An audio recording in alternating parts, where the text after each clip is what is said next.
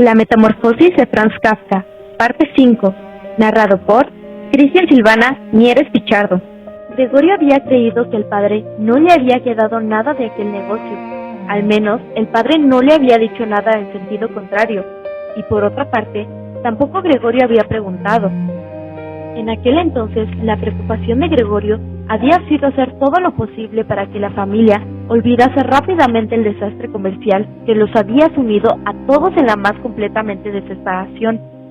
Y así había empezado entonces a trabajar, con un ardor muy especial, y casi de la noche a la mañana había pasado de ser un simple dependiente a un viajante que naturalmente tenía otras muchas posibilidades de ganar dinero, y cuyos éxitos profesionales, en forma de comisiones, se convierten inmediatamente en dinero constante y sonante, que se podía poner sobre la mesa en casa ante la familia asombrada y feliz.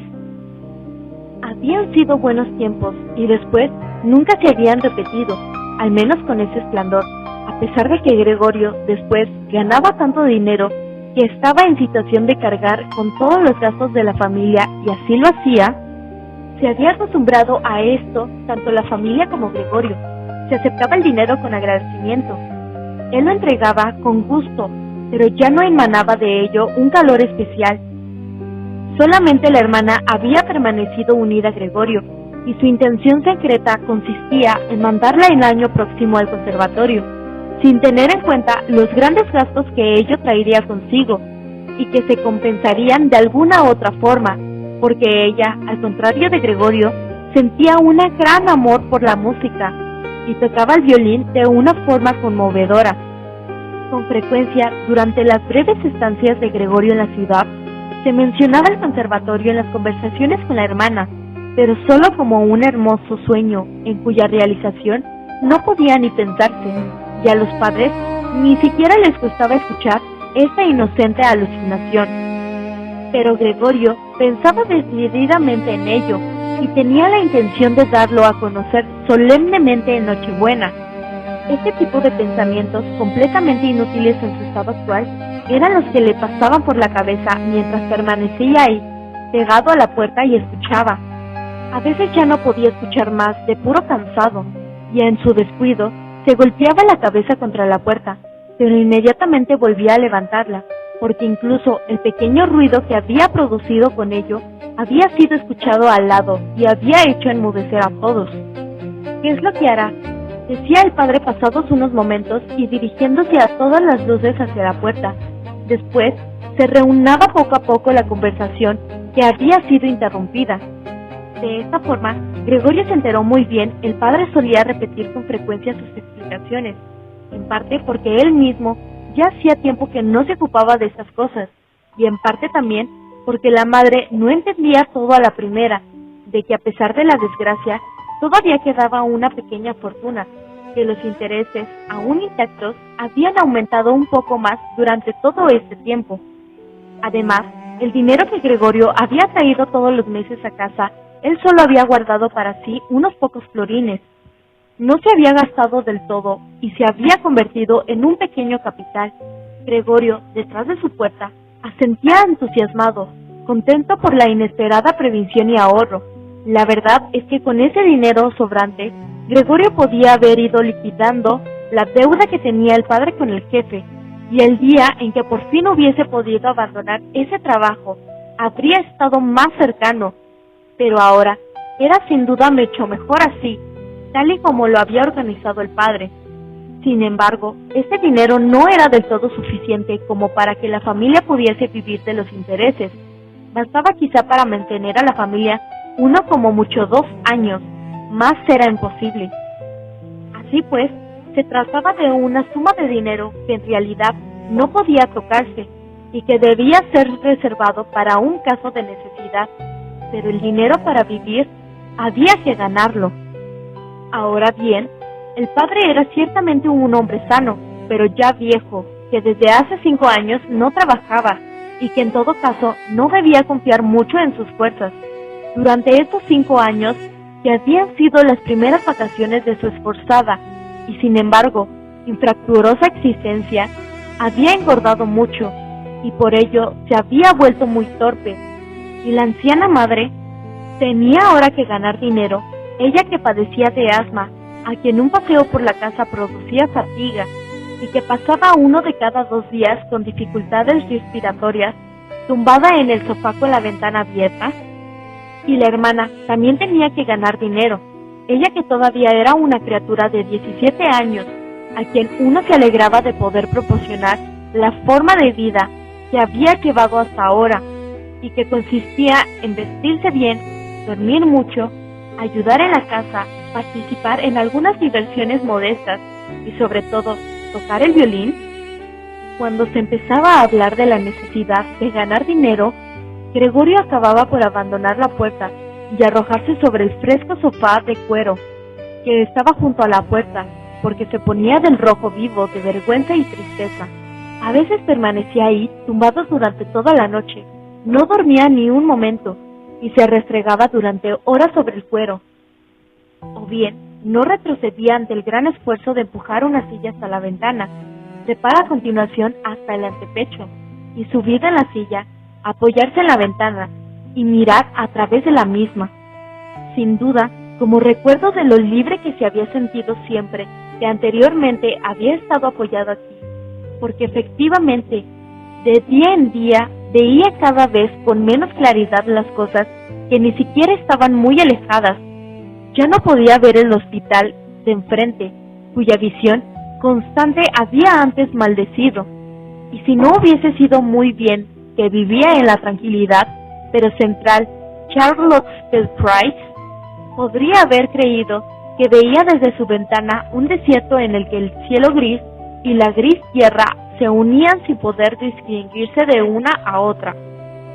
Solo 2 veces había sido necesario que su atenta hermana viese que la silla estaba bajo la ventana para que a partir de entonces, después de haber recogido la habitación, la colocase siempre bajo aquella, e incluso dejase abierta la contraventana interior. Si Gregorio hubiese podido hablar con la hermana y darle las gracias por todo lo que tenía que hacer por él, hubiese soportado mejor sus servicios, pero de esa forma sufría con ellos. Ciertamente, la hermana intentaba hacer más llevadero lo desagradable de la situación, y naturalmente, cuanto más tiempo pasaba, tanto más difícil le resultaba conseguirlo, pero también Gregorio adquirió con el tiempo una visión de conjunto más exacta. Ya solo el hecho de que la hermana entrase le parecía terrible. Apenas había entrado sin tomarse el tiempo necesario para cerrar la puerta, y esto que siempre ponía mucha atención en ahorrar a todos el espectáculo que ofrecía la habitación de Gregorio, corría derecha hacia la ventana y la abría de par en par con manos presurosas, como si asfixiarse, y aunque hubiese mucho frío, permanecía durante algunos momentos ante ella y respiraba profundamente. Estas carreras y ruidos asustaban a Gregorio 2 veces al día. Durante todo ese tiempo temblaba bajo el canape y sabía muy bien que ella lo hubiese evitado con gusto todo esto, si es que le hubiese sido posible permanecer con la ventana cerrada en la habitación en la que se encontraba Gregorio. Una vez, hace aproximadamente un mes de la transformación de Gregorio, y el aspecto de éste ya no era para la hermana motivo especial de asombro, llegó un poco antes de lo previsto y encontró a Gregorio mirando por la ventana, inmóvil y realmente colocado para asustar. Para Gregorio no hubiese sido inesperado si ella no hubiese entrado, ya que él, con su posición inmediata que ella pudiese abrir de inmediato la ventana, pero ella no solamente no entró, sino que retrocedió y cerró la puerta. Un extraño había podido pensar que Gregorio la había echado y había querido morderla. Gregorio naturalmente se escondió enseguida bajo el canape, pero tuvo que esperar hasta mediodía antes de que la hermana volviese de nuevo, y además parecía mucho más tranquila que de costumbre. Gregorio sacó la conclusión de que su aspecto todavía le resultaba insoportable y continuaría pareciéndoselo, y que ella tenía que dominarse a sí misma para no salir corriendo al ver incluso la pequeña parte de su cuerpo que sobresalía del canape. Para ahorrarle también ese espectáculo, transportó un día sobre la espalda. Para ello necesitó 4 horas la sábana encima del canape, y la colocó de tal forma que él quedaba tapado del todo, y la hermana, incluso si se agachaba, no podía verlo. Si en opinión de la hermana, esa sábana no hubiese sido necesaria, podría haberla retirado, porque estaba suficientemente claro que Gregorio no se aislaba por gusto, pero dejó la sábana tal y como estaba, e incluso Gregorio creyó adivinar una mirada de gratitud cuando con cuidado levantó la cabeza un poco para ver cómo recogía a la hermana de nuevo disposición. Durante los primeros 14 días, los padres no consiguieron decidir a entrar a su habitación, y Gregorio escuchaba con frecuentemente cómo ahora reconocían el trabajo de la hermana. A veces, a pesar de que anteriormente se había enfadado muchas veces con ella, porque les parecía una chica un poco inútil, pero ahora, a veces ambos, el padre y la madre, esperaban ante la habitación de Gregorio, mientras la hermana la recogía, y apenas había salido, tenía que contar con todo detalle qué aspecto tenía la habitación, lo que había comido Gregorio, cómo se había comportado esta vez, y si quizá se advertencia una pequeña mejoría. Por cierto, la madre quiso entrar a ver a Gregorio relativamente pronto, pero el padre y la hermana lo impidieron al principio con argumentos racionales, que Gregorio escuchaba con mucha atención y con los que estaba muy de acuerdo, pero más tarde hubo que impedírselo por la fuerza, y entonces gritaba: «Déjenme entrar a ver a Gregorio, pobre hijo mío, ¿es que no comprenden que tengo que entrar a verlo?». Entonces Gregorio pensaba que quizás sería bueno que la madre entrase naturalmente no todos los días, pero sí una vez a la semana.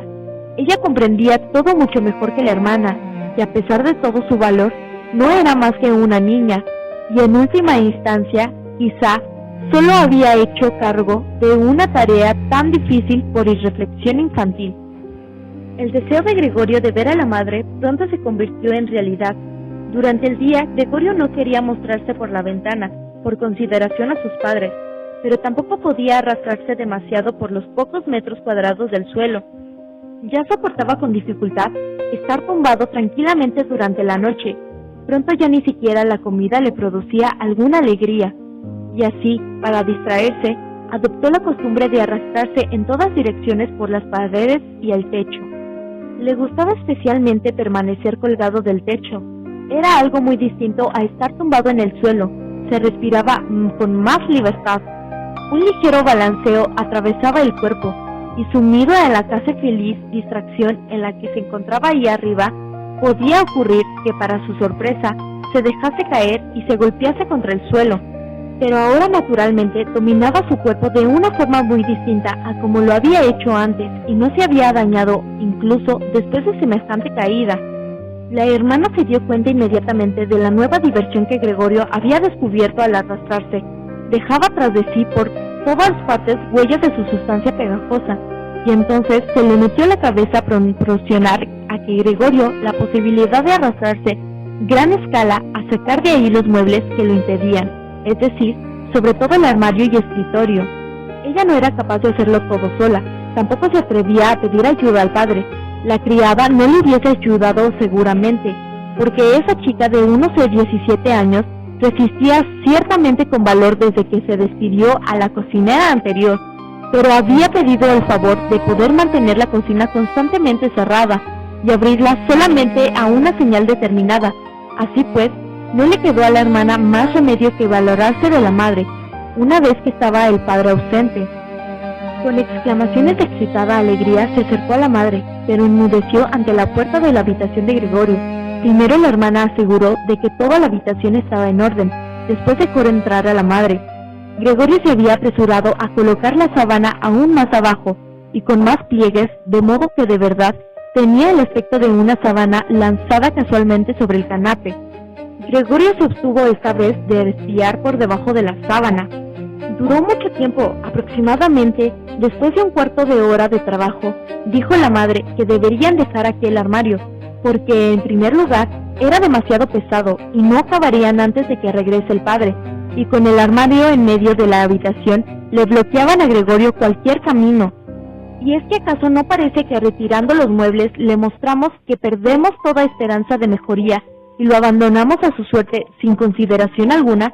Yo creo que lo mejor sería si intentamos conservar la habitación en el mismo estado en que se encontraba antes, para que Gregorio, cuando regrese de nuevo con nosotros, encontrase todo tal como estaba y pueda olvidar más fácilmente este paréntesis de tiempo.